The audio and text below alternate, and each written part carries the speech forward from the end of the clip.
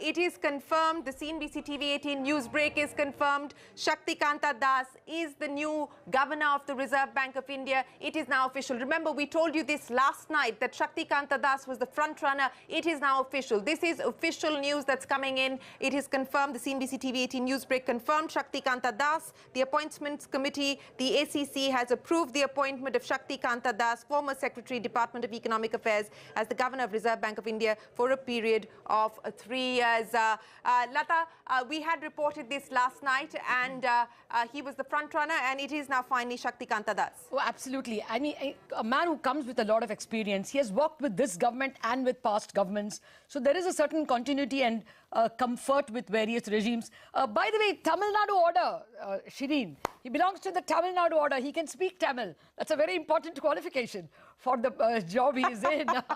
I mean, bridges a lot of divides, as you know, as is important in this job. But importantly, Mr. Das definitely comes with a lot of experience. And his tenure, he was the DEA secretary when Raghuram Rajan was Governor Reserve Bank, and believed to have had fairly cordial relations with the Reserve Bank. So perhaps will be a very, very accepted face.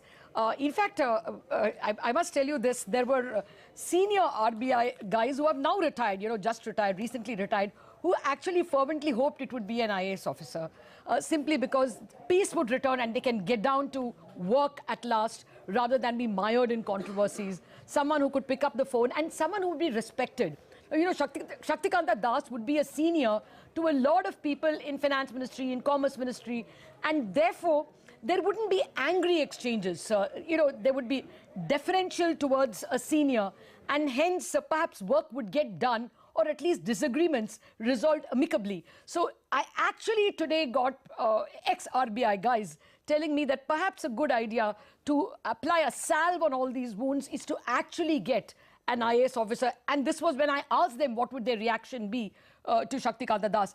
At the moment, the G20 Sherpa, so he's also quite familiar with some important political entities around the world because of the recent G20 meet as well, where he was seen as a key official. So Shaktikanta Das certainly comes with a lot of qualifications, been there, done that, and therefore has seen the equation from the government's side, and now as Finance Commission understands the fiscal backdrop in which you know, monetary decisions will have to be taken. Certainly a man who will perhaps be able to mend fences. We will have to wait and see, of course, the famous statement from Dr. Subbarao that when an IAS officer takes the flight and lands in Mumbai, somewhere in the flight he becomes an RBI man. The organization has the ability to just, you know, own up and capture the incumbent at Mint Street. Absolutely. So we will have to wait and see. The Finance Ministry has sent many to the Reserve Bank of India as Governor. Nilesh Shah, quick reaction. Shaktikanta Das as RBI Governor. What do you make of the government's decision? No, I think this is an excellent choice. As Lata said, he has all the right credentials which are really suited for the job, and I think this is an excellent choice. I think his past credentials, past experience will ensure that there is compatibility with the government and the Ministry of Finance. Of course, his new hat will require him to kind of bring about and ensure autonomy of the RBI. So I clearly think this is a great choice, and I think his top priority would be to strike the right balance between autonomy as well as compatibility with the government. Okay. Well, Ashok Wadhwa is also with us. Mr.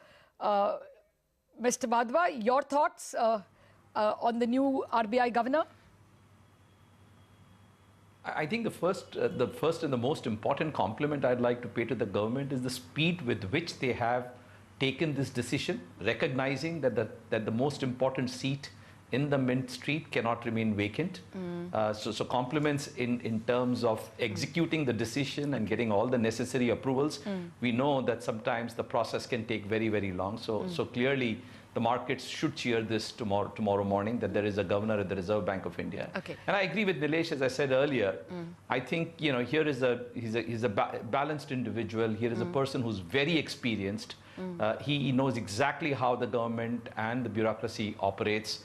Of course, he will have to be independent, demonstrate autonomy, and yet, you know, demonstrate compatibility within the operating environment. So I would say, given the current situation, perhaps one of the best choices. Okay, actually, Shireen, let me just mention this to you. One of the stories doing the rounds, and this has emanated from people who say they are very close to powers in Delhi, that the governor had actually indicated to the Prime Minister that he wanted to lay down office much earlier. And he was told to stay on till the elections are over because it would be disruptive before that. And that's why he waited. So while, Mr. Wadhwa, you may be right that they learnt about it 24 hours earlier and still made up their minds. But chances are, if this story is right, we didn't report it because it's come from, urti khabar. So if this is true that the governor had already intimated and he was asked to continue, the government had decent amount of time. So everybody in the market believed that the government always had a plan B, because we reported, if you remember, Shireen, in early November, that the governor was very close to signing off. And therefore, if we were so close to that news, it's very clear that the government would have been ready with a plan B from that day. We have the head of the BJP's economic cell here with us, Gopal Agarwal. As we've been pointing out, this has been urti khabar all of last night, that actually on the 19th, when the Prime Minister met with the RBI Governor Urjit Patel, the governor had expressed his decision to put in his papers then, and this plan B was already set in motion then.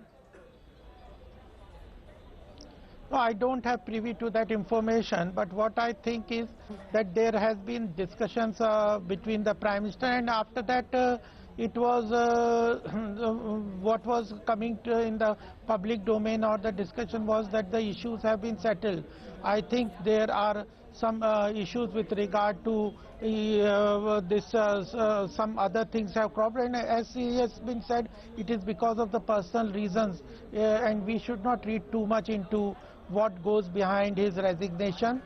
He has almost, Prime Minister has said that Urjit Patel has almost completed 6 years as Deputy Governor and Governor, and his contribution had been exemplary, and he has built up a good institution and contributed a lot, and Finance Minister also had appreciated his work. But this is a natural change. I think this has to go on. Though we are, a resignation by the Reserve Bank Governor in the middle of his tenure is not a natural change, sir. That is an unprecedented event. While you may not want to speculate on, but it's not a natural change. Salman, so very quickly, a quick comment from you. Well, first of all, I think clearly not natural, and by the way, it's also not personal. Clearly, there's a breakdown in relationship. The governor was being undermined by putting in people who probably don't know much about monetary policy. They put them in the board. They undermined and disrespected the governor, and he quit. So he can say personal reasons, but they were not personal reasons. Now, Mr. Das is, one of the heroes of demonetization. I'm not comfortable with his appointment as RBI governor. I think he was complicit he was complicit in the decision to demonetize. These guys did not say anything at that time when demonetization happened. That really hurt the country. So I'm not really comfortable with having basically a yes man as the RBI governor. I think this is a bad choice for India. And by the way, I'm really struck by this whole notion that the markets will rejoice. Please, please do not interrupt me, Mr. Agarwal. I'm really struck by this notion that the market should rejoice. Mr. Agarwal, I'll give you a chance. If BJP were to win 1 state or 2 states, whatever, the markets have actually done much worse under Prime Minister Modi than they did even under the much maligned UPA 2. I don't understand what this fascination for BJP is in the markets. If you look at corporate earnings, down. Okay. I don't know what you guys are talking about. You guys should be happy if UPA comes back to power, because that's how the economy is going to come back. So the market should be rejoicing if the Congress comes back, because we have experienced people. You should, so I'm honestly, I think this is disingenuous. I think you're doing great disservice to yourselves. I have Ashok Wadhwa with a smile on his face, Nilesh Shah with a smile on his face. I'll get them to respond to Salman Soz in just a second, but very quickly let me bring Anant Narayan on the conversation as well. Anant, Shaktikanta Das, as we had reported, it is now confirmed he takes on from Urjit Patel. A quick reaction. Well, Shireen, normally one would celebrate an appointment like this because we have seen very, very good governors coming in from the bureaucracy in the past. These are not normal times. This comes at the back of very, very core differences between the government and the RBI. And we've seen some of those issues such as raiding of the RBI's balance sheet, call it one way or the other, relaxation of PCA norms, giving forbearance on loan recognition, and so on and so forth. Now, putting somebody who's seen close to the dispensation will raise concerns that the government might push its way through on all these issues that Dr. Patel was resisting upon. Now, so while I'm sure Mr. Shaktikanta Das is a fantastic bureaucrat and very, very capable. He's clearly got all the credentials. His CV is fantastic. We'll have to watch very closely as to what happens over the next few days. Okay. If we do see compromise coming through from the RBI on all these key factors, whether we like it or not, the autonomy of the RBI will be under question. And this will be seen as the government having its way with the RBI. And, to be fair, no matter who comes, this is what RBI watchers, foreign investors and the financial sector will watch. You could fill in any name there. But